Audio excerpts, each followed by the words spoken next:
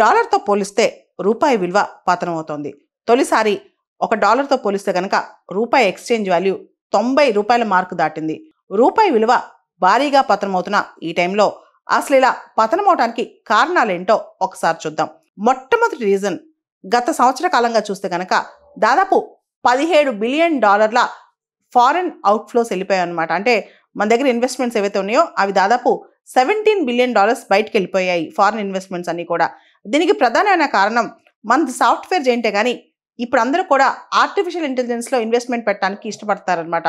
పెద్ద పెద్ద కంపెనీస్ అన్ని కూడా, ఏఐ కంపెనీస్ అన్ని కూడా దీనిలో బూస్ట్ అవుతున్నాయి. అండ్ చిప్ మ్యానుఫ్యాక్చరింగ్ కంపెనీస్ కూడా బూస్ట్ అవుతున్నాయి. మనం చూస్తే ఎన్విడియా, నిన్న ఎన్విడియా షేర్ వాల్యూ 3% పెరిగింది. అంటే పెట్టుబడులన్నీ కూడా చిప్ మ్యానుఫ్యాక్చరింగ్, ఏఐలో ఎక్కువ మంది పెడుతున్నారనమాట. దాంతో ఫారెన్ అవుట్ఫ్లోస్ అనేవి బాగా పెరిగిపోయాయి. ఇండియా సాఫ్ట్వేర్ జైంటే కానీ ఏఐ విషయంలో మాత్రం ఇంకాస్త ఇండియా ముందుకెళ్లాల్సి ఉందన్నమాట. దాంతోపాటు మనం గమనిస్తే హై మెటల్ ప్రైజెస్ పెరగడం కూడా ఒక కారణం అనమాట. అండ్ వీటన్నిటికీ మించిన కారణం ఆర్బీఐ ఇంటర్వ్యూన్ అవ్వట్ల. ఆర్బీఐ ఇంటర్వ్యూన్ అయ్యి రూపాయిని డిఫెండ్ చేయడానికి ట్రై చేయట్లేదు అనమాట.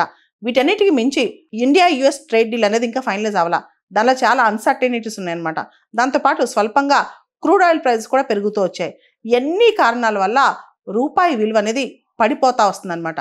అయితే డాలర్తో పోలిస్తే రూపాయి విలువ పతనమవుతున్న క్రమంలో ఈ ప్రభావం దేశ ఆర్థిక వ్యవస్థపై ఎలా ఉంటుంది అని చెప్పి ఇప్పుడు చర్చలు జరుగుతున్నాయి. రూపాయి పతనాన్ని అరికట్టేందుకు ఆర్బీఐ మరియు కేంద్రం చర్యలు తీసుకోవాలని కూడా డిమాండ్ పెరుగుతున్నాయి.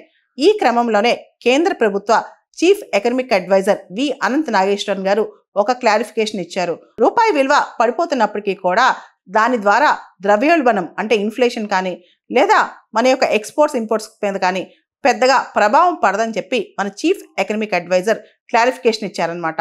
వచ్చే ఏడాది నాటికి పరిస్థితి మెరుగుపడుతుందని కూడా ఆయన ఆశాభావం వ్యక్తం చేశారు. రీసెంట్గా సిఐఐ నిర్వహించిన ఒక కార్యక్రమంలో మన chief economic adviser Anant Nageswaran గారు మాట్లాడుతూ ప్రస్తుతం మన దేశ ఆర్థిక వ్యవస్థ అనేది పటిష్టంగా ఉందని కూడా ఆయన పేర్కొన్నారనమాట. అయితే డాలర్తో పోలిస్తే రూపాయి మారకం విలువ అనేది 90 రూపాయలు దాటిందనమాట. ఇది ఇప్పటి వరకు ఆల్ టైమ్ రికార్డ్ గరిష్టం అని చెప్పొచ్చు. మనం చూస్తే 1947లో డాలర్తో రూపాయి ఎక్స్చేంజ్ రేట్ అయితే ₹3.30 ఒక డాలర్. అదే 1975లో ₹8 ఉందన్నమాట. అదే 2000 సంవత్సరంలో ₹44 ఇస్తే ఒక డాలర్. అదే 2020 సంవత్సరం నాటికి ₹75 ఇస్తే ఒక డాలర్. అదే ఇప్పుడు డిసెంబర్ 3, 2025 నాటికి చూస్తే కనుక ₹90 ఇస్తే కానీ ఒక డాలర్ మనం కొనుక్కోలేము. అంటే డాలర్ రూపాయి ఎక్స్చేంజ్ రేట్ అనేది ఇప్పుడు ₹90 వచ్చింది. ₹90 పే చేస్తే కానీ డాలర్ కొనుక్కోలేం. రూపాయి విలువ పడిపోతూ వస్తోంది.